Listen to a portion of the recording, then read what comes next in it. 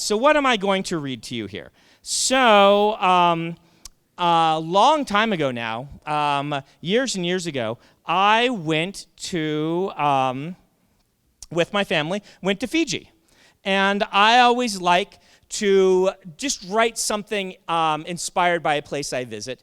And on Fiji, we went and visited one of the local villages. And that's what how they describe them, with a chief. Even though it's very modern, they still maintain that structure in society. And one of the cool things that the guide who toured us around this, his title was the Kingmaker. And he explained to us his job was to be the person who picked the next king. The king or the chief does not get to pick his successor. The Kingmaker, who is a different family line, picks the successor to the king, which I thought was so cool, right? It's a check and balance upon the monarchy that I had never heard of before. It's a really sophisticated system that I just thought was awesome. And so I said, I'm going to write a book using that idea at some point, and I only managed to get a few chapters of the way into it. And I did set it on First of the Sun. As I said, the planet where Six of the Dust takes place. This is really rough. But I was looking for something. I always like to read something that you haven't seen before or haven't heard before when you come to one of these things. It's part of my apology to you for not being able to sign everyone's books. So you at least get something cool and new. So I'm going to read to you from the prologue and a bit of the first chapter. I didn't get much beyond this of a book I called Kingmaker. Okay? It begins when the dying man takes his last breath. Death is not uncommon. Indeed, it's one of the few universal experiences humans share. It's a pity that we often come to it underprepared, considering it's the singular thing for which, by definition, we have the most time to prepare. In this story, fortunately, the man was well prepared. He'd asked all the questions he could think to ask and gotten all the answers he thought he could get out of life. That was preparation for him, being ready to get answers to the questions he couldn't answer. He'd known for years that he would die, and not as everyone knows death is eventually coming. Rather, he knew death was coming for him in a way that you might know to expect the 9:14 train. Yes, it could arrive a little later, but you'll be leaving the station before noon, one way or another.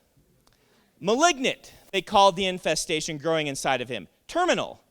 How odd to be killed by growth, not decay, not blood loss, not, as he'd assumed would someday be his lot, by being taken during an ocean hunt, but of something growing, living, just doing a little of too much of both. It felt so very modern to be dying of something called colorectal adenocarcinoma. Don't know if I got that right. He'd been born in a time when they'd use simpler terms, but modern science had brought more than steam engines and telegraph machines. It had granted many diseases honored promotions, so chiefs no longer had to die in their own filth, but instead could fall prey to gastroenteritis. And he was a chief, our soon-to-be corpse. But you must know the scene before we continue. I shall describe it as he would have, for it had been years since he'd seen anything other than a milky white haze. Fortunately, if you are wise, you do not need to be able to see in order to tell people where to go. He could hear the ocean, first and foremost. Like many of his people, the chief hated places where you couldn't hear the ocean. When he'd been young, he'd worked on the inland taro fields by his father's orders. Those were far from the ocean. It took an hour by canoe up the river, away. It had been the worst year of his life, and that counted the ones dying of cancer. Today, he could smell the sea. Tradition on the island of Amori saying that the chiefs never rotted after death. How could they, when they'd been steeped in brine for so long? The chiefs were the mediators between island and sea, and they bled salty blood. The ocean was in their veins, the crusty lava rock in their bones. He thought fondly of laying in the mausoleum near his father on a slate block of stone quarried from the rim of a dormant volcano. He'd lay there, smiling as corpses do, baked for all eternity by the sallow candles, massaged by the songs played for the dead, just like the chiefs before him. Chief. Now that was an interesting term these days, But the home isles had always had chiefs. That would never change. Now, they also had representatives elected by direct voice of the people. These traveled the distant government seat and made policy, while the chiefs remained on their islands. For what was a chief when away from his people, his soil, his sea?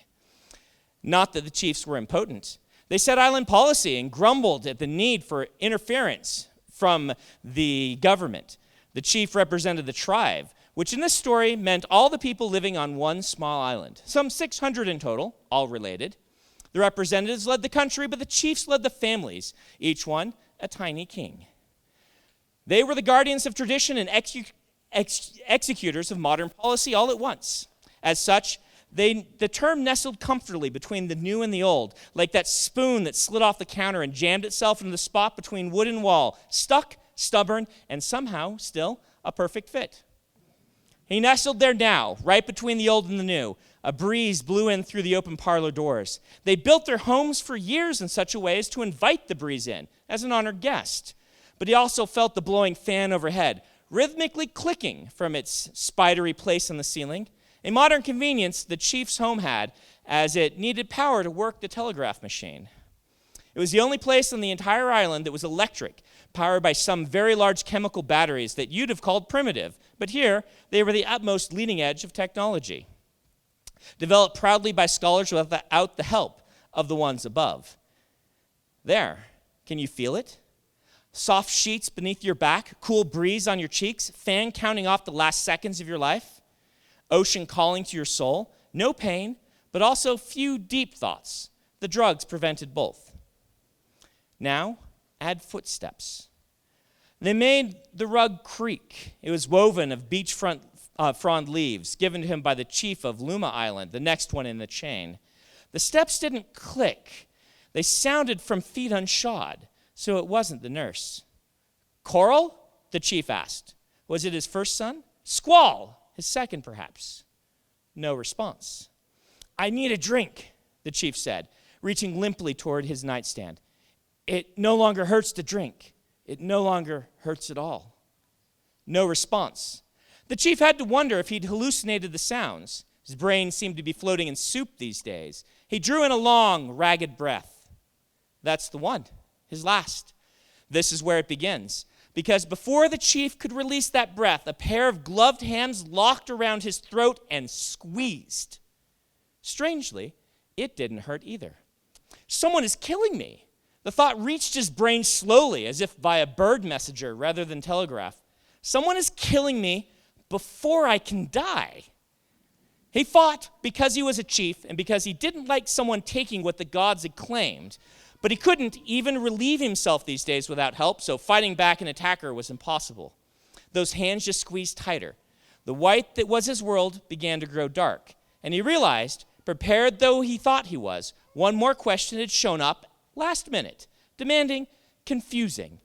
Who murders a man that has days, maybe mere hours, left to live?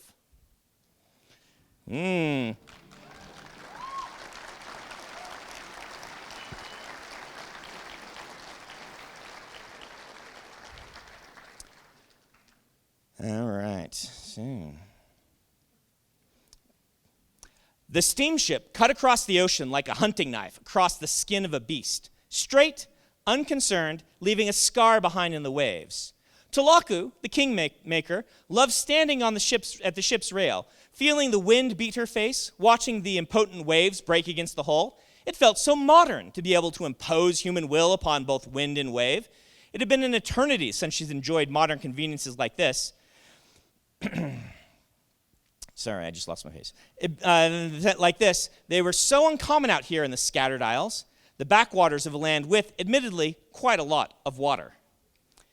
But her time here was done. The ship steamed inward with clock-like precision. The Kingmaker had duties at Tori, the grand island where the government and corporations were run. So the steamship would carry her there. It wouldn't wait until the tide turned. It wouldn't wait for favorable winds. It would go now. She was a young woman, this Kingmaker, and if you'd been from her world, you'd immediately have noticed something off about her, something unusual other than the youth. That, at least, was evident only when you looked at her face. Everything about her served as an intentional distraction from her youthful figures. The traditional clothing, shrouding her in a cloak of aviar feathers. The posture, so carefully cultivated to project strength, confidence, and authority. The ceremonial oar, held like a staff with its arrowhead-shaped paddle toward the sky, crowned with the jagged teeth of a mature ocean shadow beast. Everything about her proclaimed aged wisdom. But the face, that embarrassingly youthful face. Kulaku had learned to deal with the looks. She no longer glanced down in embarrassment when introducing herself, no longer winced visibly when people expressed surprise at her age. Yet there was something about her expression, the way she'd meet your eyes, then draw her lips to a line. The gesture seemed to admit, "We apologize for the inconvenience of sending a teen in the place of your expected wizened elder. Please wait while we remedy the situation. Note, this process may take 40 years. She hoped, as she put the splintered aisles behind her, she'd also escape those experiences. She'd rarely felt them at home. Senators and company presidents there could be young and vibrant, so why not kingmakers? Oh, there you wouldn't be judged by your age, but by your ambition, and perhaps the quality of the names in your personal address book. As she contemplated this, a large man shuffled down the steps from the bridge, his aviar flapping wings to balance on his shoulder. The captain didn't wear a uniform. He was a company man, not a soldier, though the distinction in authority between those two roles was subtle. The distinction in costumes was not. Captain Hachi wore a thick woolen coat, a scarf, and a captain's hat. He rested hands on rail, fingers wrapped in thick workman's gloves. His aviar, Chipper, had plumage of radiant green and red, one of the species that protected his ship and its crew from the questing minds of beasts that live beneath the waves. Those have been exterminated from these populated shallows, of course, but it was a lucky aviar breed nonetheless, one you often found accompanying sailors. "Do you ever feel like a god out here, Captain?" Kulaku said, cutting across the waves, unencumbered by mortal concerns like current or wind. "Once in a while," he said, "until a storm comes. Then, well, I remember my mortality right fast, Kingmaker, right fast." He kissed his fingers and held them to the wind, which was blowing in from the east, the direction to the Pantheon Islands and the gods they represented. "But surely," Kulaku said, "we can weather even storms now. Only modern society has designed machines that can ignore the wind. We go where we want." "Yes, yes," he said. "But doesn't that make the machines the gods, Kingmaker? I'm not stronger than my ancestors. They crossed the seas too, against the waves and in canoes. Doesn't take steam to manage it, just power." He glanced at the puffs coming from the boiler. "One type or another. But now I shouldn't contradict you, wise one. Forgive me." The ship continued through the ocean, belching confident black smoke, undaunted by both still wind and storm, steered by compass, not by the lapping of waves. Indeed, the captain often thought about his father, who'd been a captain during a different time. His father's ship had once run aground on a deserted island, but the crew had patched it up and then been on their way. If the steamship were to break down, Hachi knew he wouldn't be able to repair it. Then again, there were specialists for that sort of thing. And so, the more men progressed collectively, the less it seemed like the individual had anything to know. Ignorance was its own kind of luxury. The Kingmaker frowned, consumed by her own thoughts, which sailed a different direction from Hachi. As she got to more cosmopolitan areas, she'd gladly put behind the questioning eyes the doubts that her age caused. Yet she'd also leave behind some of the reverence the people like Hachi showed her. That had been one nice aspect of these rural islands and those who sailed them. "You should know, Kingmaker," the captain said, "that a telegraph is arriving for you. It should be ready and interpreted shortly. That's why I came looking for you." A telegraph. Now there was a modern innovation, and one all their own, not a gift from those ones above. Messages traveled the islands invisibly through the air, almost like a bird. The Kingmaker winced, looking down at the ocean. If you'd known the people of this land, you'd likely have been surprised at the sudden pain she felt thinking of birds. Then you'd look at her shoulder, see what was missing, and realize at last what had seemed off about her all along. "The telegraph will be my mentor," she said to the captain, with some words of encouragement. Please let it be that, she thought, and only that.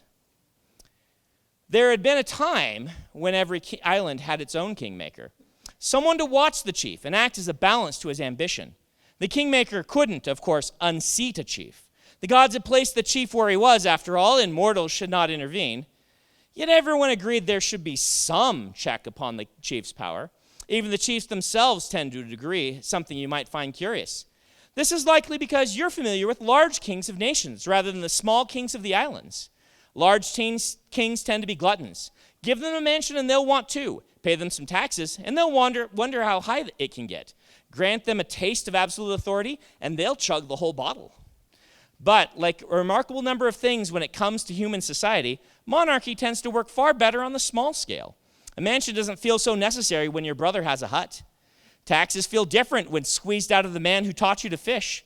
And absolute power doesn't feel so absolute when your mother chides you for abusing it.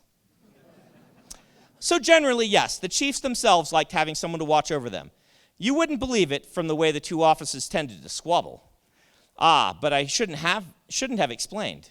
Or I still haven't explained. What is a kingmaker?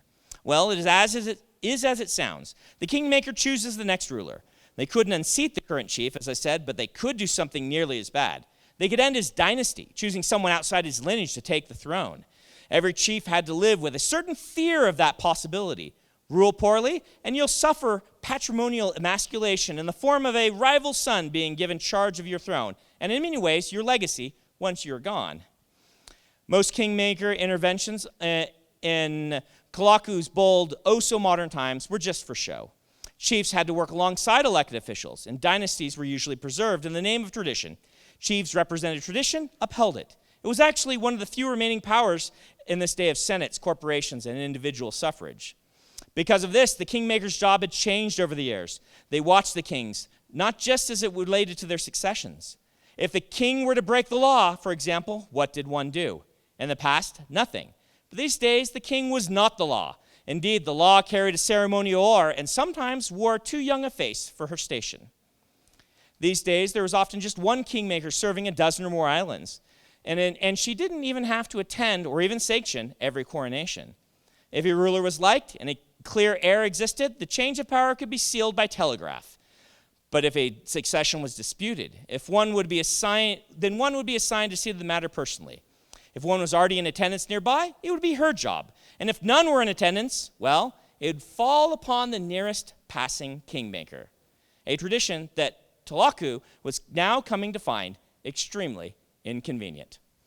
All right, we'll end there.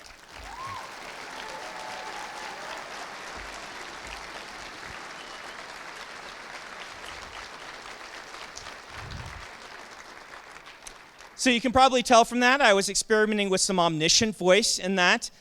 It got really telly. I apologize for that. That was me just being whimsical and figuring out the world building as I wrote. You do that in first drafts sometime, but I'm still very fond of that piece. I'm not sure if I will ever use it for anything in the future. There was definitely some awkwardness about the voice, but also it had some nice turns of phrases, which were fun. So anyway, enjoy that. I hope you guys enjoy reading Cytonic. I really appreciate you coming out to see me. This is it. That's the end of my presentation. Have a great night.